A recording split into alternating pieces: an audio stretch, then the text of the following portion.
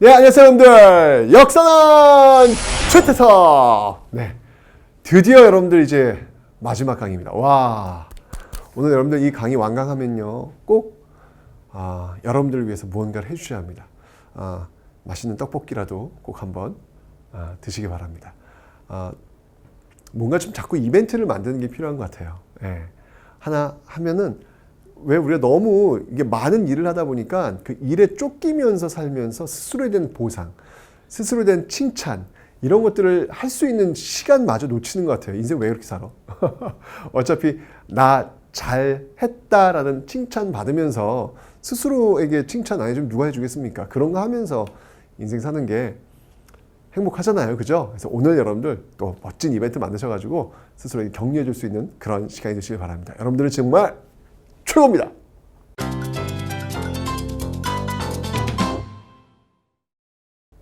자, 오늘 마지막 강의는요, 현대사의 그 경제와 통일에 대해서 배워볼 텐데요. 여기서는 또 한 문제가 또 반드시 나옵니다. 그 한 문제는 뭐냐면요, 바로 통일입니다.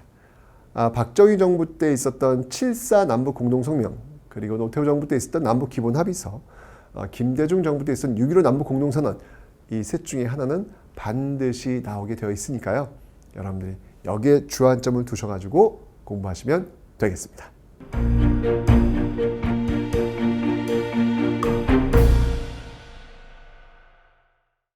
자, 이제 경제 파트를 또 정부별로 한번 살펴보도록 하겠습니다. 먼저 첫 번째, 경제 이승만 정부부터 우리 한번 출발해 보도록 하죠. 이승만 정부 때 정치 쪽은 우리가 살펴봤어요. 1차 개헌, 2차 개헌 이런 것들이 이루어졌다는 거 기억하시죠? 경제는 어땠을까? 이 경제는 여러분들 사실은 이미 배웠습니다.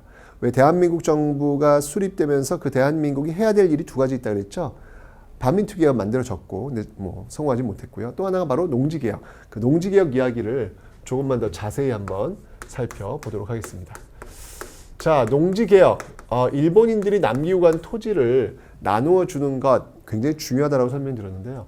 자, 그래서 농지개혁이 이루어집니다. 북한 같은 경우에는 무상몰수, 무상분배의 방식이 이루어졌지만 여기는 이제 자본주의 국가니까 그건 어렵고요. 그래서 유상매입, 유상분배의 방식으로 이루어지게 되어 있습니다. 자, 어떤 내용들인지 한번 살펴볼게요. 우선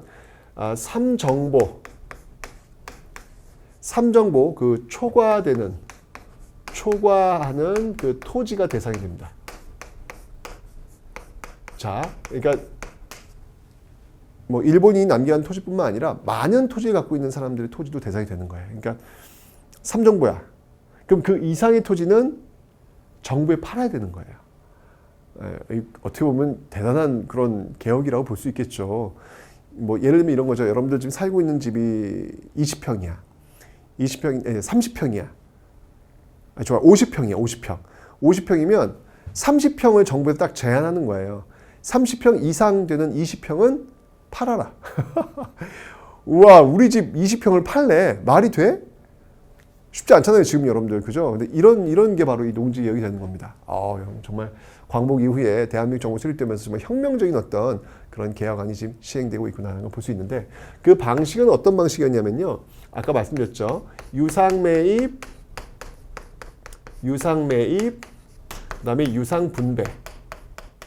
유상매입, 유상분배의 방식으로 이루어지고 있습니다.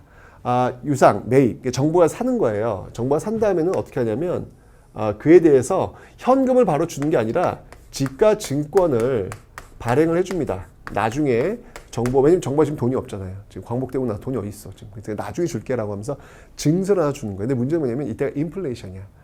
그래서 현금을 갖고 있으면 그 순간부터 화폐 가치 떨어지는 거예요. 근데 현금도 아닌 지가증권 줬으니 시간이 흘러가면 흘러갈수록 이 지가증권의 가치는 어떻게 될까요? 떨어질 수밖에 없겠죠. 예.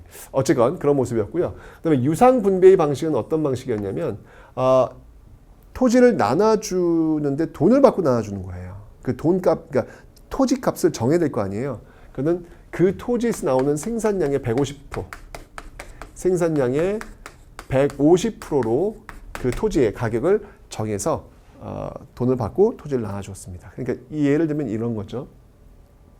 이 토지에서 백가마가 나와. 백가마가 나오면 그 땅값은 150%니까 150가마가 되는 거예요. 그 150가마를 나누어서 갚도록 하는 방식, 이런 방식으로 그 토지의 가격을 정했죠. 이 농지개혁은요, 나름대로 성공했다라고 볼 수 있죠. 왜냐하면 이게 만약에 농지개혁이 이루어지지 않았더라면 이 농지개혁을 시행하는 과정 속에서 뭐가 터지냐면 전쟁이 터져요. 네, 6.25 전쟁이 터집니다. 근데 만약에 이게 시행되지 않고 6.25 전쟁이 터져가지고 북한의 그 김일성 인민군이 내려와 버려가지고 토지를 나눠줬다. 이러면은 많은 사람들이 김일성 장군 만세? 이렇게 넘어갈 수도 있는 상황이었거든요. 근데 그 전에 이런 것들이 이루어졌기 때문에 그렇게 동요와 흔들림은 없었다라고 하는 사실 기억하시면 되겠습니다. 자, 그리고요, 농지개혁 말고요, 이승만 정부는요, 원조 경제 체제에 의해서 운영이 되었습니다. 원조 경제. 이것도 제가 앞에서 설명 좀 드렸던 부분들이 있죠. 6.25 전쟁 과정에서 방공포로 석방 이런 식으로 강경하게 이승만 정부가 미국 정부에 저항을 하니까 달래는 거죠. 두 가지를 얻어낸다 그랬죠. 원조 경제, 또 하나는 한미 상호 방위 조약 얘기했었습니다. 그래서 바로 이런 그 원조에 의해서 미국의 잉여 농산물이 들어와요. 미국의 잉여 농산물이 원조가 되는데, 자, 그러면 어떤 잉여 농산물이 들어왔는지를 좀 한번 살펴볼 필요가 있습니다. 자, 어떤 잉여 농산물이 들어왔느냐에 따라 가지고 그 산업이 발달할 텐데, 자, 이것들은요 주로 면화, 면화, 그다음이 설탕, 그리고 밀가루, 이런 게 들어와요. 자, 여러분들 이 세 가지 잉여 농산물의 공통점이 있어요. 뭐가 있을까? 공통점. 색깔이 세 개 다 하얗다라는 것이죠. 예, 그래서 바로 이 면화, 설탕, 밀가루, 이 하얀 제품들이 들어와서 발달한 산업을 우리는 뭐라고 하냐면 삼백산업이라고 그래요. 세 가지 하얀 산업에서 삼백산업이 발달했다. 네. 이렇게 여러분들 정리 좀 해놓으시면 되겠습니다. 그래서 이승만 정부 때 여러분들 그래서 왜 그 설탕 회사 있잖아요. 제일제당. 네. 그 제일제당, 여러분 지금 삼성전자 있죠? 예, 그 삼성전자의 어떤 출발이 바로 이런 삼백산업, 제일제당, 여기서부터 출발하는 거예요. 예, 그러니까 지금의 어떤 대한민국의 어떤 그 기업체들의 출발이 이때 굉장히 많이 이루어지고 있다라고 하는 거, 원조 경제에서 나오고 있다라는 거 기억하시면 되겠습니다. 이승만 정부는 이렇게 농지개혁과 이 원조 경제라는 그 기반 속에서 1950년대 경제를 이끌고 있습니다.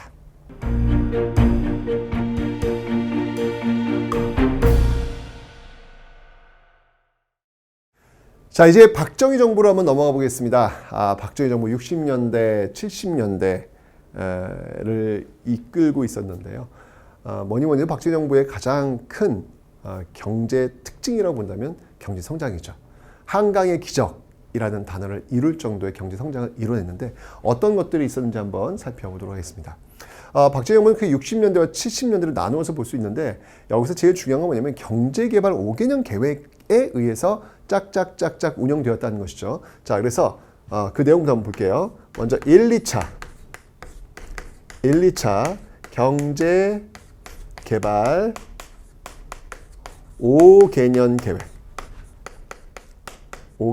계획. 자, 이런 것들이 여러분들 어디서 이루어지고 있다? 이런 것들이 바로 박정희 정부 때 이루어지고 있다라고 하는 사실을 기억하시면 되겠습니다. 좋아요. 자, 1, 2차 경제개발 5개년 계획은요, 연도로 본다면 1962년부터 1971년, 네, 요 사이에 진행이 되고 있었습니다. 근데 1, 2차 경제개발 5개년 계획은 여러분들 일단 기본적으로 돈이 없어요. 네, 굉장히 가난하잖아요. 좀 앞에 있어요. 이승만 정부 때 원조 경제였기 때문에 뭐 돈이 있는 어떤 그런 상태는 아니었다는 지금 원조 받아가지고 움직이고 있는 거니까. 그러니까 이 당시에는 어떻게든 돈이 없으니까 제일 쉽게 물건을 만들 수 있는 그런 곳에 집중을 할 수밖에 없죠. 그래서 60년대는 주로 경공업 위주였다라고 보시면 돼요. 경공업 중심의 그런 산업들이 지금 재편되었다라는 것이죠. 이 경공업 중심을 이뤄내기 위해서 여러분들 어디서 돈을 수요를 해왔냐면 여러분들 잘 알겠지만 앞에 설명드렸어요. 예, 한일 수교 기억나시죠, 여러분들? 한일 수교. 네, 여기에 대한 반발이 바로 학생들의 육삼 시위도 있다라고 설명드렸고요. 그 다음에 이제 베트남 파병. 네, 베트남 파병을 통해 가지고 미국으로부터 상당히 많은 경제적인 어떤 지원을 받을 수 있는 그런 계기를 마련하게 된 것이죠. 뿐만 아니라 여러분들 이 서독이에요. 이 서독에 광부라든지 또는 간호사를 파견해서 이들의 임금을 담보로 해가지고 돈을 또 서독으로부터 빌려오는 그런 모습들도 보이고 있습니다. 참 저는 이 현대사의 경제 개발을 이뤄냈던 그 영웅들이 누구냐, 누구 때문에 이렇게 경제 개발을 이뤄냈느냐라고 했을 때 정말 이 시대를 살아왔던 그 이름 없는 수많은 아버지 어머니들, 그들의 어떤 모습들이 그림이 그려져요. 정말 그 자기의 자식들한테만큼은 이 찢어지게 가난한 이 가난을 물려주지 않겠노라는 그 꿈 하나로 열심히 사셨던 그분들, 이 시대에 사셨던 분들은 여러분들 지금 돈을 들여도 돈 쓸 줄 모르세요. 왜냐면 그렇게 살아오지를 못하셨어요. 연습을 안 하신 거예요. 오로지 돈 생기면 자식들, 오로지 먹을 거 생기면 자식들, 이런 생각만 하신 분들이기 때문에 어찌 보면 지금의 어떤 젊은 세대와 대화가 안 되는, 꽉 막혀 있는 그런 어떤 모습일런지 모르겠지만, 그럼에도 불구하고 그들이 살아왔던 그 시간에 대한 이해는 젊은 세대들이 좀 필요하지 않을까라는 그런 생각이 분명히 듭니다. 자, 이게 이제 60년대의 모습인데요. 60년대에서 70년대로 넘어가면서 상당히 많은 변화를 가져올 거예요. 자, 그런데 요 70년에 굉장히 많은 또 이슈들이 있어요. 어떤 것들이 있냐면, 먼저 한번 살펴보도록 하죠. 자, 먼저 이 70년 넘어가는 과정 속에서 이런 어떤 그 경공업을 통해 가지고 이렇게 하면서 들어온 돈들이 있잖아요. 그런 걸 통해서 이제 기간 산업 같은 건 이제 많이 발달이 됩니다. 특히 경부 고속국도가 이때 개통이 돼요. 네, 경부 고속국도가 이때 개통이 됩니다. 지금 여러분 경부 고속국도 그게 고속국도냐? 하도 많이 막혀가지고 이럴 줄 알았으면 이때 거의 한 32차선 막 이렇게 지금 놨으면 좋지 않았을까. 지금은 이렇게 누르려고도 못 나요. 땅값이 워낙 비싸가지고, 그죠? 이때 이제 경부 고속국도 개통되고요. 그 다음에 뭐 잘 살아보세라고 하는 이 새마을 운동도 이때 시작이 되고요. 그리고 이제 좀 가슴 아픈 어떤 그런 사건이죠.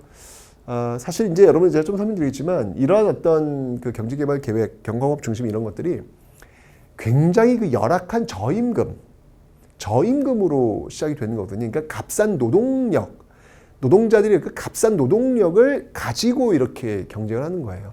그런 거죠. 여러분들 값싼 노동력을 통해서 만들어진 값싼 물건, 그게 경쟁력이에요. 값싼 제품이 경쟁력이 되는 거예요.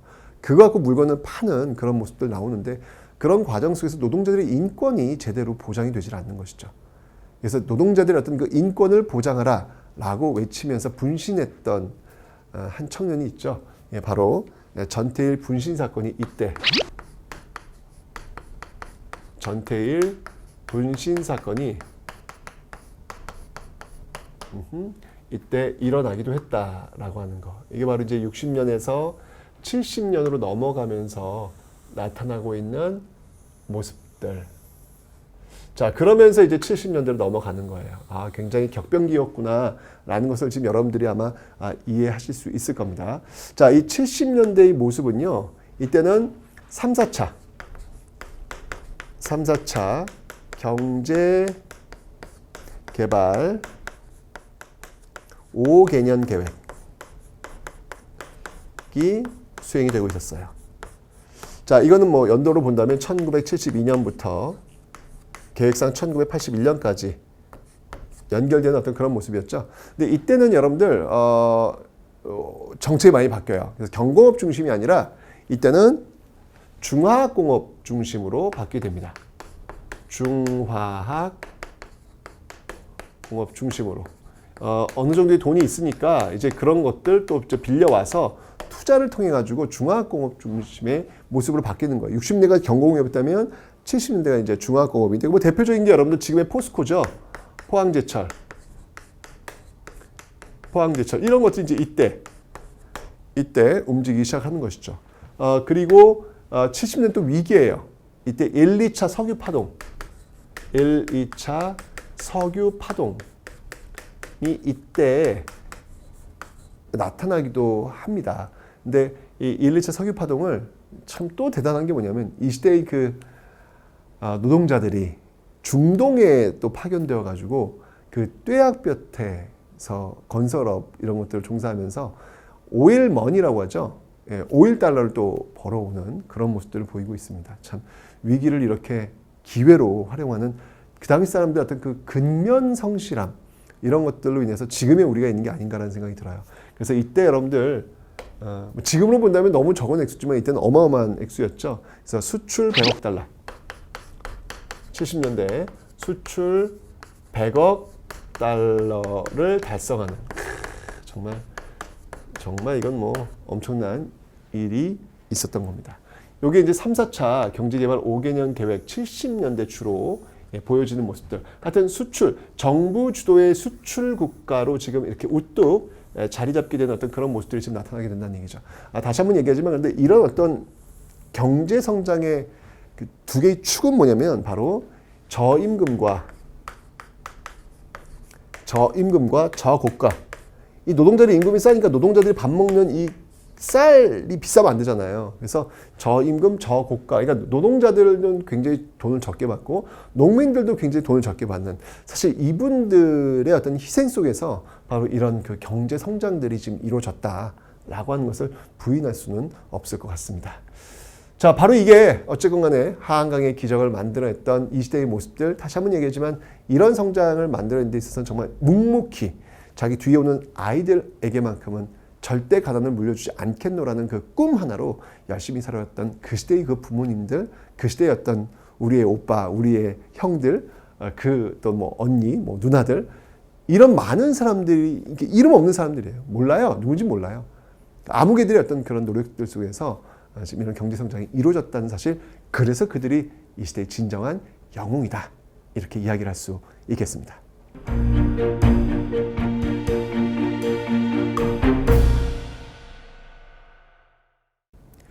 자, 이런 그 지난한 경제 성장을 거치면서 이제 전두환 정부부터 한번 또 쭉 그 이후의 모습을 한번 살펴보도록 하겠습니다. 전두환 정부 이후입니다. 전두환 정부 이후의 모습을 한번 살펴보도록 할 텐데, 전두환 정부 때는 여러분들 경제가 굉장히 좋았어요. 굉장히 좋았습니다. 자, 그래서 이렇게 한번 쭉 한번 띠를 두르고 한번 흐름을 쭉 한번 살펴보도록 하죠. 우선 이 전두환 정부 때는 여러분들 전두환 정부 때 전 세계적으로 호황이었어요. 그래서 이때 삼저 호황이라는 아주 세계사에 유례가 없을 정도로 경제가 좋았던 그런 시기가 바로 이 전두환 정부가 되겠습니다. 삼저라고 하는 건 뭐냐면요. 삼저라고 하는 것은 바로 저유가, 기름값이 쌌어요. 저유가, 그 다음에 저달러, 달러 가치가 아주 좀 낮았습니다. 그리고 저금리, 돈을 빌리기 쉬웠겠죠. 이러면 투자하기가 쉬운 거예요. 우리는 수출 중심이기 때문에 기름값 싸죠, 돈 빌리기 쉽죠. 이러면 뭔가 투자할 수 있는 그런 어떤 자신감이 생기는 것이죠. 그래서 굉장히 60, 70년대 경제 성장을 바탕으로 해서 이 전두환 정부 때, 이 80년대는요, 아주 경제가 호황이었던 그런 시기였습니다. 단군 이래 가장 호황이 바로 이 시대였다라고 볼 수 있겠죠. 그 뒤를 이어서 이 김영삼 정부 때가 되면요, 아마 이제 이런 어떤 그 호황을 제대로 관리하지 못했기 때문에 나타난 현상이 아닐까라는 생각이 드는데, 어쨌건 간에 김영삼 정부 때 있었던 그 선진적인 어떤 경제 정책이 뭐였냐면 바로 금융실명제였습니다. 금융실명제. 네, 이제 돈을 거래할 때는 그 이름을 갖고 돈을 거래해야 되는 거예요. 통장에 넣는데 무슨 뭐 예를 들면 뭐 별별 한국사 통장 이런 거 안 되는 거예요. 사람 이름을 가지고 통장을 만들어야 그 사람을 갖고 추정을 할 수 있잖아요. 그죠? 그래서 그 어두운 돈들, 네, 이런 것들이 움직이지 못하도록 만드는 그런 모습들이 있었고요. 그 다음에 선진국 클럽이라고 하죠. 네, OECD에 이제 가입을 하는 거예요. 야, 우리가 정말 많이 컸어요. 그죠? 그런데 이렇게 되니까 이제 개방하라고 합니다. 우리가 사실은 그 전까지는 개발도상국의 어떤 그 위치에 준해서 많은 혜택을 받았거든요. 근데 선진국 클럽에 가입했으니까 이제 너희들도 개방해야지 이제. 너희들도 이제 선진국이야 너희들. 그러니까 선진국답게 살아야지. 라고 하면서 이때 이제 우루과이 라운드 그 이전부터 있었는데요. 예, 우루과이 라운드. 이 우루과이 라운드 협상이 타결이 돼요. 이때. 이걸 통해서 이제 개방. 본격적인 어떤 개방의 어떤 그 파도가 밀려오게 되는 모습들이 있더라. 그런 과정 속에서 이렇게 막 전 세계적으로 급변하는 어떤 그런 모습들 속에서 아직까지는 우리가 그 체제에 적응할 수 있는 힘이 없었던 것 같아요. 결국은 국가 부도 사태, 이거 뭐 영화도 나왔었죠, 여러분들. IMF 사태가 벌어지게 되는 겁니다. 이건 바로 외환 부족. 달러가 부족한 거예요. 달러가 없어지는 거죠. 정말 순식간에 왔던 그런 모습들이 아닌가라는 생각이 드네요. 이런 어떤 그 김영삼 정부 때 있었던 이 IMF 사태를 극복했던 정부가 바로 김대중 정부가 되겠습니다. 이 김대중 정부는요, 이 위기를 극복하기 위해서 노동자, 정치, 그리고 사측, 자본가 측이죠. 이게 모여가지고 회의를 같이 하자. 예, 그래서 노사정위원회라는 것을 만듭니다. 노사정위원회. 이러면서 부실기업들 정리를 들어가죠. 부실기업 정리. 뿐만 아니라 사람에 대한 정리 해고까지. 진짜. 저는 이 IMF를 기점으로 해서 현대사는 나뉠 수 있다라는 생각이 들어요. 그러니까 그 이전까지만 해도 여러분들 계약직이라고 하는 것들은 굉장히 생소한 단어였거든요. 그냥 취업됐어? 그럼 평생 가는 거예요. 정규직이에요? 계약직이라고 하는 것 자체가 존재하지 않았던, 거의 없었던 그런 시대였는데 IMF를 계기로 해가지고 지금 뭐 계약직이 지금 뭐 거의 뭐 정규직이 더 많잖아요, 지금요. 그죠? 그런 어떤 변화의 출발이 바로 이 IMF부터 왔다. 그러니까 이 IMF 사태라고 하는 것들은 이 시대에 살고 있는 많은 사람들에게 영향을 미쳤던, 미치고 있는 그런 모습이라는 것이죠. 그때 이제 그 국민들의 어떤 그 자발적인 금모기 운동도 정말 눈물겨운 어떤 그런 모습이었죠. 왜냐하면 나라가 이렇게 어려울 때는 여러분들 금을 내놓으면 안 돼요. 금은 쥐고 있어야 되는 거예요. 그런데 한국 사람들이 금을 내놓고 있단 말이야. 세계인들이 헐, 쟤는 뭐야? 이렇게 할 정도로 아니 저 나라가 지금 국가 부도 상태인데 금을 내놔? 이게 말이 돼? 라는 이야기가 있을 정도였죠. 자, 어쨌건 이런 어떤 그 노력들에 힘입어서 결국 김대중 정부 때는요, 이 IMF 사태를 졸업하게 되는 그런 모습들이 있습니다. 쭉 이어지다가 여러분들 노무현 정부 때 오면요, 계속해서 어떤 선진국적 시스템 이런 것이 도입이 돼요. 그러면서 미국과 FTA가 체결되죠. 한미 그 자유무역 협정. 자유무역 협정 FTA가 또 노무현 정부 때 또 이루어지고 있다라고 하는 것도 여러분들이 하나 기억하시면 되겠습니다. 이렇게 해서 지금까지 좀 연결되는 거예요. 지금도 경제가 그렇게 썩 좋지 않아가지고 걱정인데 어쨌건 우리는 정말 밑바닥에서 여기까지 이뤄낸 것이고요. 세계 어디에서도 이렇게 엄청난 빠른 성장을 이룬 나라는 없다라고 보셔도 됩니다. 이제 또 우리가 또 우리 뒤에 오는 사람들에게 좀 더 나은 경제적 토대를 구축하기 위해서 어떤 것들, 이제까지는 성장이라고 하는 어떤 그런 단어를 만들기 위해서 우리가 노력했다면 이제는 복지라고 하는 어떤 그런 개념들, 그런 개념들을 좀 더 치중해서 경제 정책들이 또 이루어져야 되지 않을까라는 생각이 듭니다. 자, 정책이었고요. 자, 이번부터는 이제 통일 알아보도록 하겠습니다.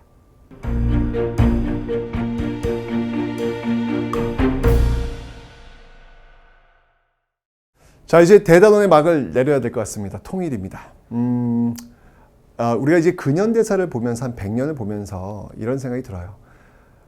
1876년 그리고 1910년 약 한 35년 이 기간 동안에 살았던 사람들의 시대적 과제는 뭐였냐면 신분제로부터 해방 이런 과제. 그래서 갑신정변, 동학농민운동, 갑오개혁의 어떤 성과를 이뤄냈고요. 1910년부터 1945년 역시 한 35년간 이 기간을 살고 있었던 사람들의 시대적 과제는 바로 식민으로부터의 해방이었습니다. 그리고 1945년부터 현재까지 이 시대를 살아왔던 사람들의 시대적 과제는 무엇이었냐면 바로 독재로부터의 해방 그리고 가난으로부터 해방이라는 그 시대적 과제를 위해서 열심히 살아오셨던 것 같아요. 그 결과 우리는 지금 신분제 사회에 살고 있지 않고요. 그 결과 우리는 지금 식민지에 살고 있지 않고요. 그 결과 우리는 대통령을 우리 손으로 뽑고 있고요. 그 결과 우리는 지금 절대 빈곤에서는 벗어났습니다. 여러분들이 지금 있는 이 현재 이 순간은 엄청난 역사의 선물이에요. 그 역사의 선물 속에 우리가 살고 있다는 얘기죠. 그럼 한번 우리가 고민해 볼 필요가 있다는 얘기예요. 역사에 무임승차하지 말자라는 이야기를 제가 많이 합니다.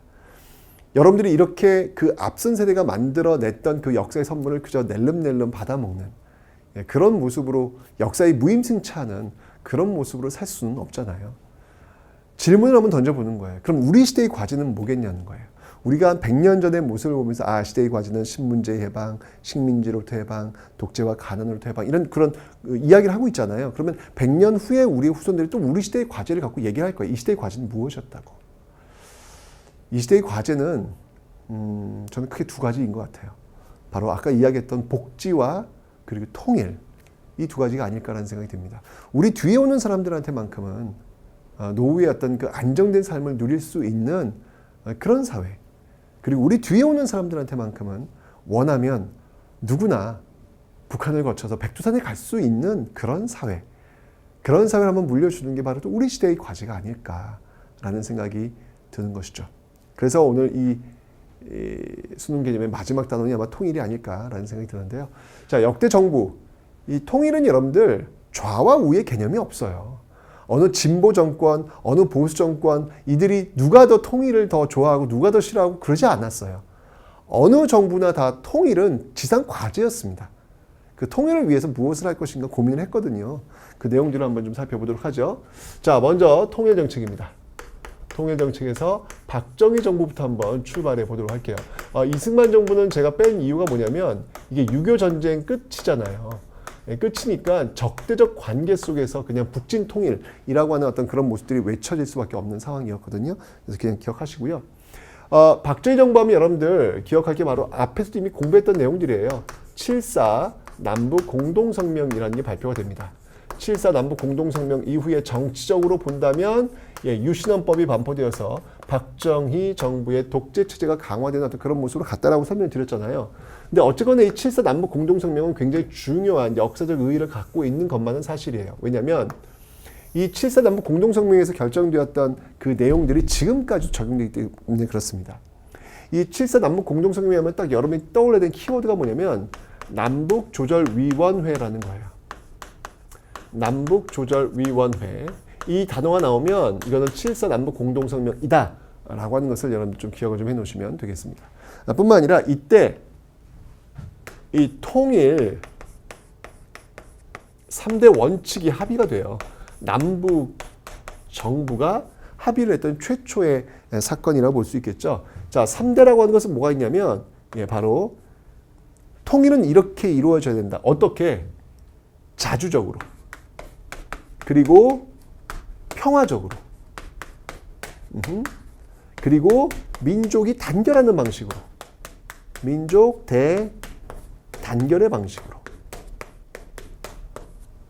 이루어져야 된다. 이게 통일 3대 원칙이 이때 정해졌는데 이게 지금까지 적용돼요, 여러분들. 지금 뭐 정부가 많이 바뀌더라도 항상 출발은 이 박정희 정부 때 만들었던 자주평화 민족 대단결이라는 이 원칙을 어떻게 구체적으로 할 것인가에 대한 논의가 이루어지고 있다라는 것이죠.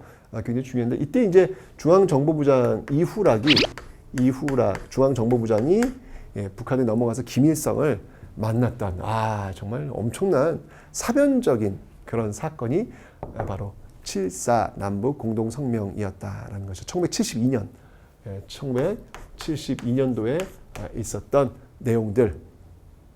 여기서부터 이제 통일 문제는 시작되는 거예요. 박정희 정부가 여러분들 진보 정부는 아니지 않습니까? 보수 정부라고 지금 우리는 얘기하고 있잖아요. 보수 정부에서도 이렇게 통일에 대한 어떤 토대를 쌓았다는 얘기. 다시 한번 얘기지만 여러분, 통일은 진보와 보수의 어떤 그런 개념으로 볼 것이 아니라 우리 민족의, 우리 시대의 과제로 접근해야 될 문제다라고 하는 거 기억하시면 되겠습니다.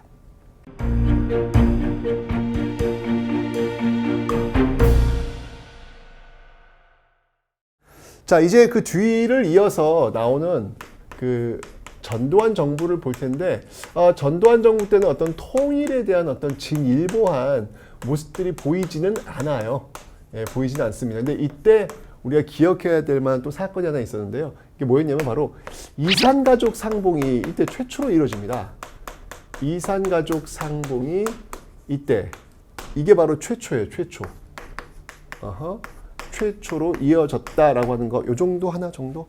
이것도 이제 당시 이제 한강이 범람해가지고 서울이 물바다가 돼요.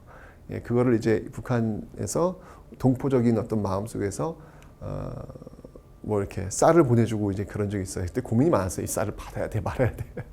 고민이 있었는데 어쨌든 받았죠. 그러면서 좀 관계가 좀 이렇게 물고 트이면서 이산가족 상봉이 최초로 이어지는 겁니다. 근데 정말 통일을 우리가 지향해야 되는 목표 중에 하나는 바로 이산가족입니다. 여러분들 이게 말이 안 되는 게, 내가 만나고 싶은 부모가 있어요. 내가 만나고 싶은 자식이 있어요. 근데 이거 만날 수가 없다라는 게 말이 됩니까?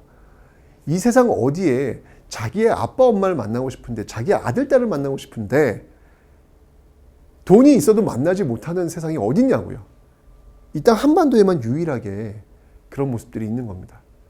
정말 이 이산가족들의 그 아픔을 반드시 우리가 해결해 주, 이게 가장 먼저 좀 이루어져야 되지 않을까.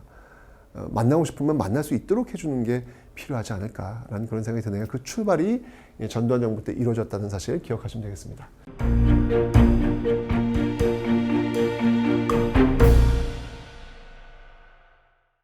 자, 그러면서 여러분들 이 통일과 관련된 노태우 정부, 노태우 정부는 굉장히 많은 족적을 남기게 됩니다. 왜냐하면 여러분들 노태우 정부 때 배웠죠? 북방 외교라는 걸 배웠습니다.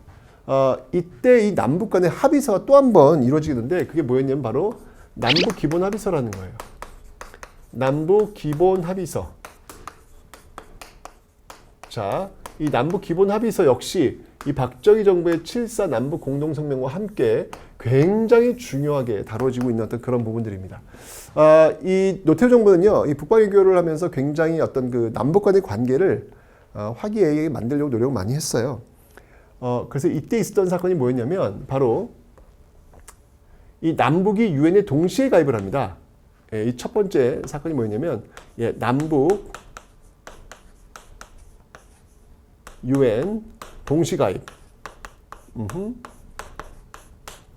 그리고 나서 두 번째 남북 기본 합의서 만들어지고, 그리고 나서 세 번째. 세 번째 바로 한반도 비핵화 선언. 한반도 비핵화 선언. 요런 프로세스.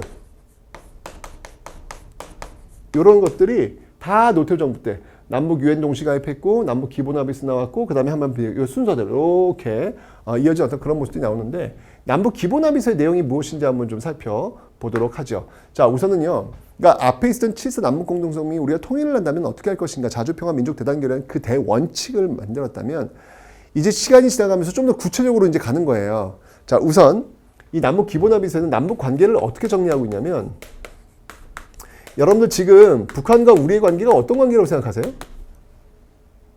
북한도 하나의 나라고 우리도 하나의 나라인가? 그렇게 인정을 하는 건가? 어떤 건가요, 여러분들? 남북 기본합의서 이제 그런 문제점들을 푸는 거야. 남북의 관계는 어떤 관계냐면, 일단 이 관계는 지금 이제 남한이 있고 북한이 있는데, 이 관계가 어떤 관계냐면 잠정적인 특수 관계라고 일단 판단을 해요. 그러네. 잠정적이에요. 그러니까 일시적이란 말이야. 남과 북의 관계는 어떤 그 영구히 가는 어떤 모습이 아니라 잠정적인 특수관계라는 거예요. 특수관계. 미국과 우리가 특수관계예요? 그건 아니죠. 우방국일 수는 있겠지만 특수관계, 나라 대 나라잖아요.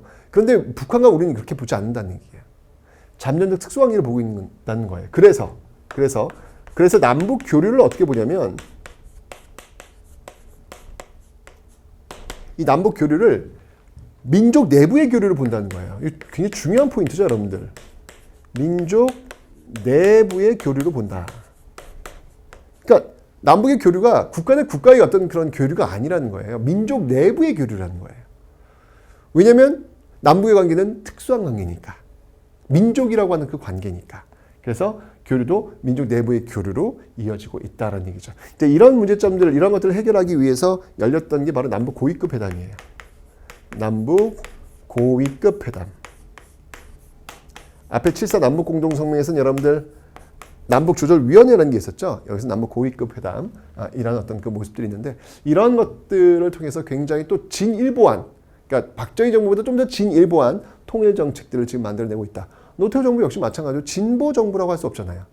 보수 정부의 어떤 그 테두리 속에 놓을 수 있잖아요. 역시 마찬가지로 노태우 정부 역시 통일을 위해서는 이렇게 진보와 보수 가르는 것이 아니라 나름대로 어떤 역할들을 지금 분명히 하고 있다는 사실. 다시 한번 얘기하지만 통일은 민족의 과제로서 접근을 해야 된다라는 것을 또 한 번 보여주고 있습니다.